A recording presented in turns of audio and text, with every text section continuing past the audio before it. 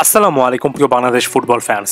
দেশের ফুটবলে একটা ইতিবাচক পরিবর্তনের হাওয়া লেগেছে, এটা একেবারে এক বাক্যে স্বীকার করে নিতে হবে। এবং এরই মাধ্যমে এত লম্বা সময় ধরে প্রায় ঝিমিয়ে পড়া বাংলাদেশের ফুটবলে আমরা নতুন একটা জাগরণের অন্তত সূচনাটা দেখছি। মোটা দাগে বলা যায় হামজা চৌধুরীর আগমনের মাধ্যমেই এই নতুন জোয়ারটা শুরু হয়েছে এবং তারপরে আস্তে আস্তে করে বাংলাদেশের ফুটবল প্রেমীরা আরো বেশি করে ফুটবলমুখী হচ্ছেন। এ মুহূর্তে দরকার এই উন্মাদনাটা ধরে রাখা এবং নিয়মিত ভালো খেলা, তাহলেই মিলবে কাঙ্ক্ষিত সফলতা। মার্চে ভারতের বিপক্ষে বাংলাদেশের জার্সিতে অভিষিক্ত হন হামজা চৌধুরী।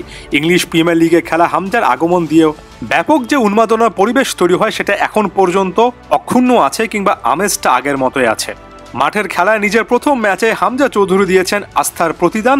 আর এবার আসছেন আরও এক হাই প্রোফাইল তারকা সামিদ সোম, যিনি কিনা ক্যানাডিয়ান লিগে এখন পর্যন্ত একেবারে টপ লেভেলে খেলেছেন ক্যাভালরা এফসি নামক একটা ক্লাবের জার্সিতে, এবং এখন পর্যন্ত বাফুফের আমন্ত্রণে ইতিবাচক সাড়া দিয়েছেন।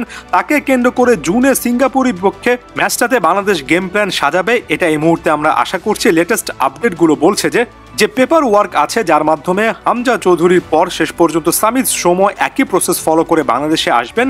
এখানে ফিফা থেকেও একটা ছাড়পত্র নেওয়ার ব্যাপার আছে, এই জিনিসগুলো করা হচ্ছে। এবং শুধুমাত্রই কিন্তু বাফুফের কার্যক্রম এখানে শেষ নয়, একই সঙ্গে ফাহমিদুলকে কেন্দ্র করে সাম্প্রতিক সময়ে যে বিতর্ক তৈরি হয়েছিল সেটাকে একপাশে সরিয়ে রেখে এখনও ফাহমিদুল ইসলামকে কিন্তু ফিরিয়ে আনার একটা সুযোগ রয়েছে। এবং ফাহমিদুল তার জায়গা থেকে আরও একবার ইতিবাচক সাড়া দেখাচ্ছেন, এটা নিয়ে অনেকে কিন্তু রিপোর্ট করছেন। মাঝখানে ফাহমিদুলও অবশ্যই একটা তিক্ত অভিজ্ঞতা হয়েছে, যেটা আসলে বাফুফের পক্ষ থেকে খুব ভালোভাবে ট্যাকেল করা বা সামলানো যায়নি। তবে আমরা আশা করব জুনে ফাহমিদুলকে কেন্দ্র করেও কিছু না কিছু কার্যক্রম বাফুফে নেবে, এবং এটা এই মুহূর্তে সময়ের দাবি বলা চলে।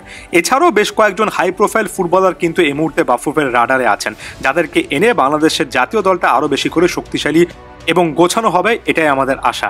আজকের এই ভিডিওতে আরও কয়েকজন প্রতিভাবান ফুটবলার সম্পর্কে একটু সংক্ষেপে আলোচনা করি। বাংলাদেশি বংশোদ্ভূত Dutch footballer Niloy van der Ploeg হতে পারেন বাংলাদেশের ভবিষ্যৎ একজন তারকা। মায়ের দিক থেকে বাংলাদেশি রক্ত বহন করেন তিনি।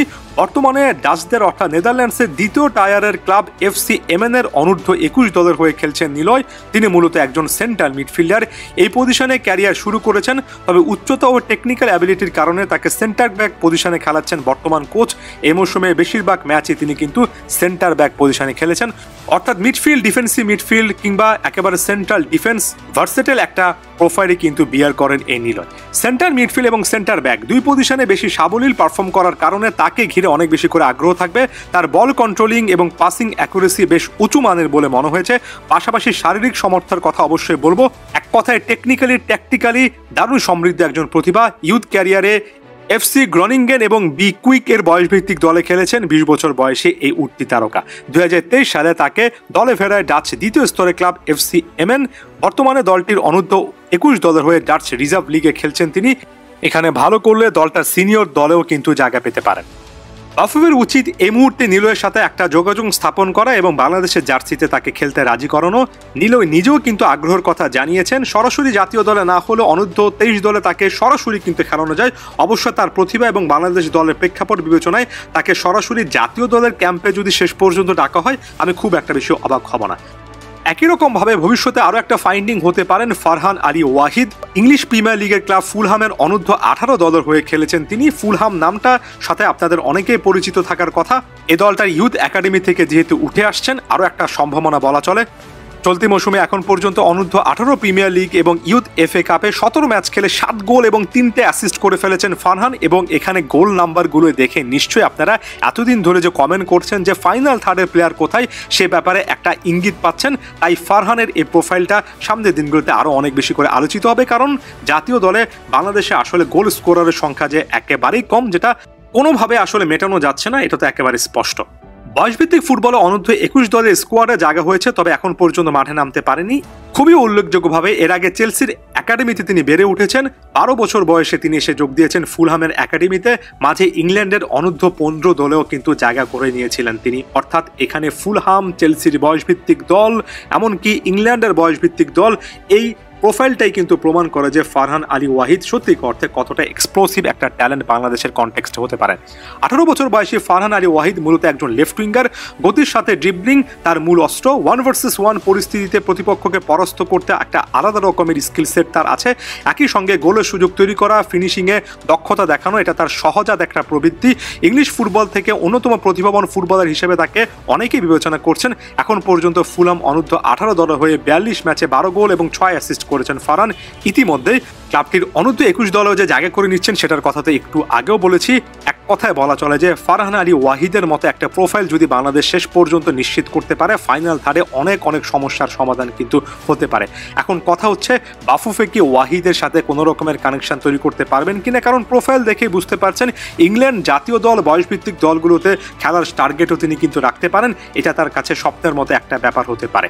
তবে এই মুহূর্তের বিবেচনায় এটাকে খুব একটা বেশি অস্বাভাবিক বলা যায় না, যেহেতু বাফুফে প্রায় প্রত্যেকটা প্রোফাইলকে ঘিরে কিছু না কিছু প্ল্যানিং করছে, তাই চেষ্টাটা অন্তত করানো উচিত। চেষ্টা করতে এখানে কোনো সমস্যা নেই। এখানে আরও কয়েকটা কথা অবশ্যই বলা উচিত। বাফুফের উচিত শুরুতে তার সাথে যোগাযোগ করে এবং তাকে কনভিন্স করতে ট্রাই করা। তিনি যদি ইংল্যান্ডের জন্য আরও কয়েক বছর অপেক্ষা করতে চান, যদি মনে করেন যে তিনি ইংল্যান্ডের বয়সভিত্তিক দল থেকে জাতীয় দলে কোনো না কোনো সময়ে তার চান্সেস আছে কিনা সেটা ট্রাই করবেন, তাহলে তার সিদ্ধান্তটাকে সম্মান জানাই। তবে বাফুফের যে আসলে এমন প্লেয়ারদেরকে কেন্দ্র করে চেষ্টা করা উচিত, এটা নিয়ে সন্দেহের কোনো জায়গা নেই। বর্তমানে বাংলাদেশের ফুটবলে আরও একটা আলোচিত নাম কিউবা মিচেল। মায়ের দিক থেকে বাংলাদেশি রক্ত বহন করেন তিনি। 19 বছর বয়সী কিউবা একজন সেন্টার মিডফিল্ডার।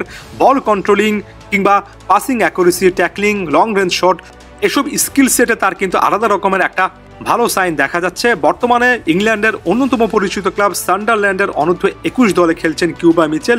2024-25 প্রাক মৌসুমে ক্লাবটির সিনিয়র টিমের সাথেও কিন্তু অনুশীলনের সুযোগ পেয়েছেন তিনি, তবে ইনজুরির কারণে মাঝপথে কিন্তু তাকে ছিটকে পড়তে হয়। এর আগে বার্মিংহামের একাডেমিতে ছিলেন। বার্মিংহাম কিংবা সান্ডারল্যান্ডের বয়সভিত্তিক দলগুলো যেহেতু পার করে এসেছেন, বলা চলে ইউথ ক্যারিয়ারে তার ডেভেলপমেন্টটা যথেষ্ট ভালো হয়েছে। চলতি মৌসুমে ইংলিশ প্রিমিয়ার লিগের সেকেন্ড টিয়ার বা যেটা ইংলিশ প্রিমিয়ার লিগ 2 নামে পরিচিত, সেখানে 7টা ম্যাচ খেলে 1টা অ্যাসিস্ট করেছেন।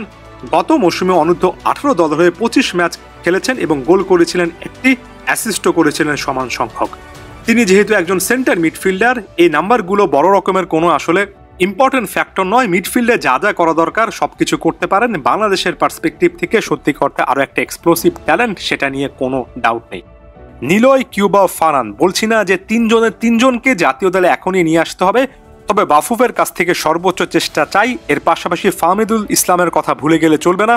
এই প্লেয়ারদের প্রতিভার ঘাটতি নেই, এদের মধ্যে অনেকেরই দেশের জার্সিতে খেলার প্রতি একটা তাড়না আছে। তাদের এই তাড়নাটাকে সম্মান দেওয়া উচিত। তাদের প্রতিভা, বর্তমান বাংলাদেশ জাতীয় দলের অবস্থা, সবকিছুকে একত্র করে আস্তে আস্তে যদি এই প্লেয়ারদেরকে দলের সাথে ভেড়ানো যায়, অল্প কয়েকদিনের মধ্যে বাংলাদেশ জাতীয় দলের চেহারাটাই পরিবর্তিত হবে।